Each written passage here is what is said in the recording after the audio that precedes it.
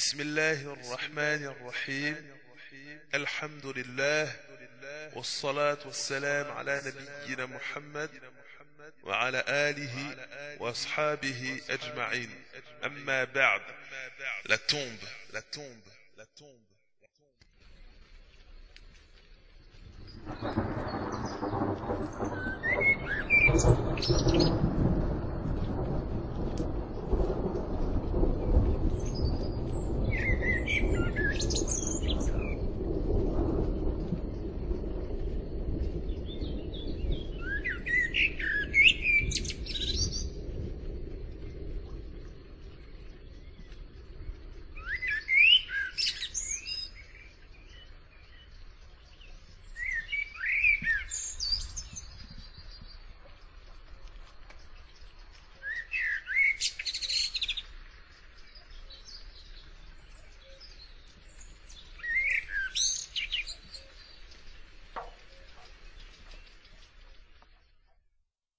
Al-Barra ibn Azib radiyallahu anhu rapporte: nous sommes allés avec le prophète sallallahu alayhi wa sallam à l'enterrement d'un homme parmi les Ansar.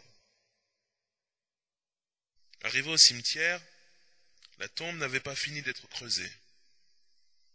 Le prophète sallallahu alayhi wa sallam s'assit et nous nous assîmes autour de lui.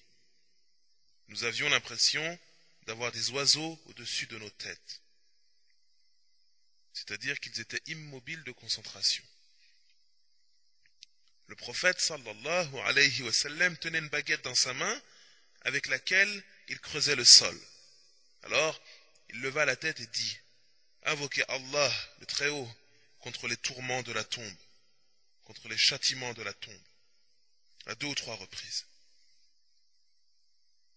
Puis il dit: au moment où le croyant se sépare de ce monde et se dirige vers l'au-delà, des anges du ciel, au visage clair comme le soleil, descendent avec un linceul parmi les linceuls du paradis, et un parfum parmi les parfums du paradis.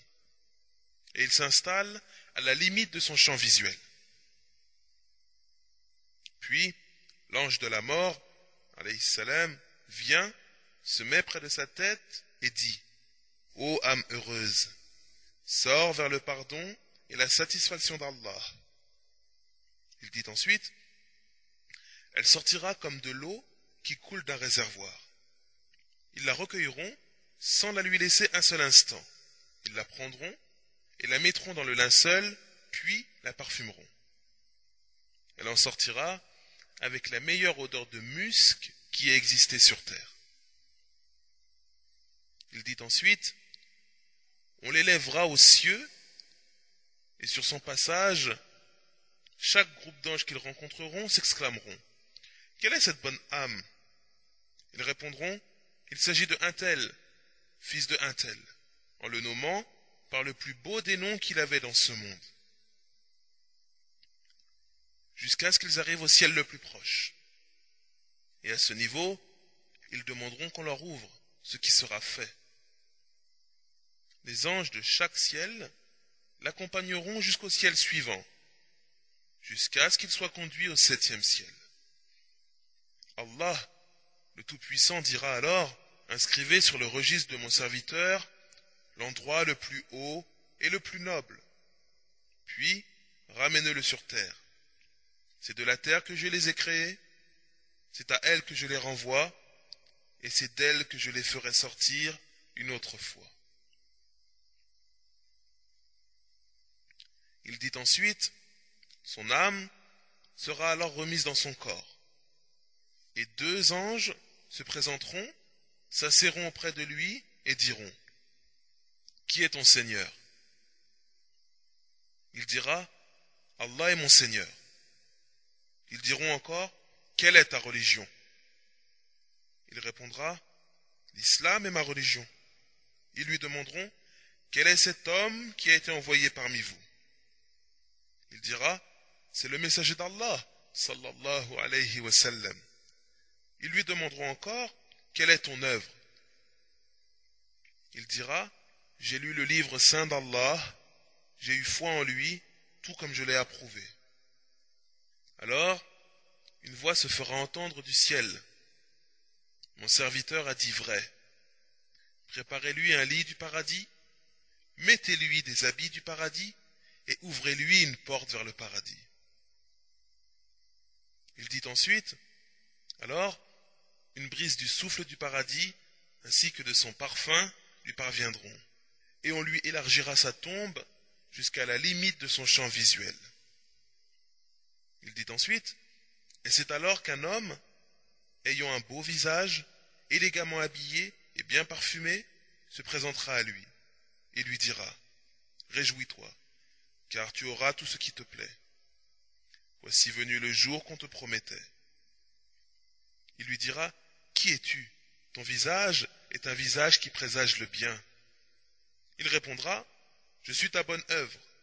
Le croyant dira alors, ô Allah, fais sonner l'heure du jugement, afin que je retourne à ma famille et à mes biens. Quant aux mécréants,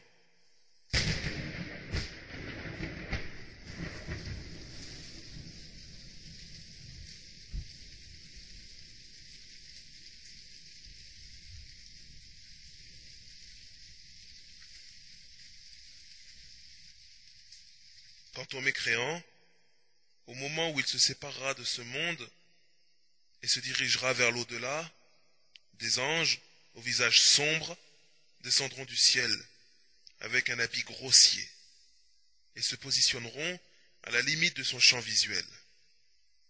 Alors, l'ange de la mort viendra se placer près de sa tête et dira, sors, ô âme affreuse, sors vers la fureur d'Allah et sa colère. Il dit ensuite, son âme se dispersera dans tout son corps. Et l'ange de la mort la tirera comme on tire la broche de la laine trempée. Après l'avoir recueillie, ils ne la lui laisseront pas un seul instant. Ils la prendront et la mettront dans l'habit grossier. Elle en sortira exhalant l'odeur du cadavre la plus fétide qui ait existé sur terre. Ils l'amèneront vers le ciel, et à chaque fois qu'ils traverseront un groupe d'anges, ils demanderont, quelle est cette âme affreuse? Ils répondront, il s'agit de un tel, fils de un tel, en le désignant par le plus laid des noms qu'il avait sur terre, jusqu'à ce qu'ils arrivent au ciel le plus proche. C'est alors qu'ils demanderont qu'on lui ouvre, mais on ne lui ouvrira pas. Puis le messager d'Allah récita la parole d'Allah.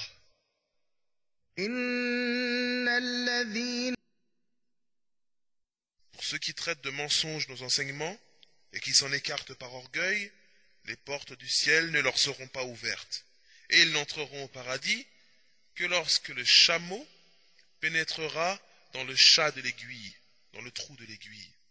Ainsi rétribuons-nous les criminels. Sourate 7, verset 40. Allah, le Très-Haut, le Tout-Puissant, dira alors, inscrivez dans son registre le Sijjin, au bas-fond de l'enfer. Son âme sera alors jetée. Et le prophète, sallallahu alayhi wa sallam, récita la parole d'Allah. ومن يشرك بالله فكأنما خر من السماء فتخطفه الطير أو تهوي به الريح في مكان سحيق. Quiconque associe à Allah, c'est comme s'il tombait du haut du ciel et que les oiseaux le happaient, ou que le vent le précipitait dans un abîme très profond. Sourate 22, verset 31. Son âme sera remise dans son corps.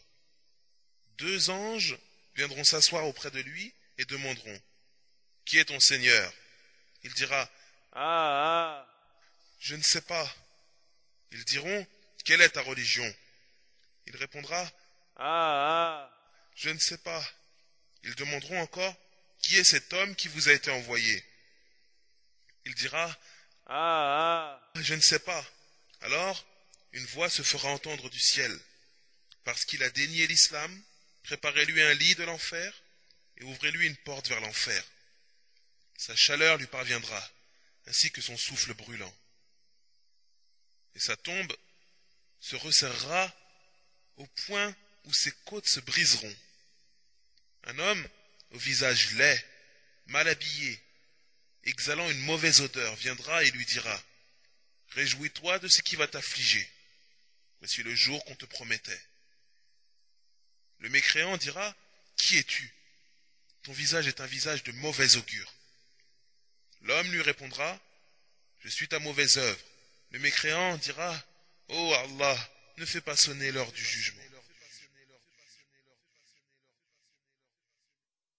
Et ce hadith a été rapporté par Abu Daoud, l'imam Ahmed, authentifié par Sheikh Al-Albani, rahimahumullah.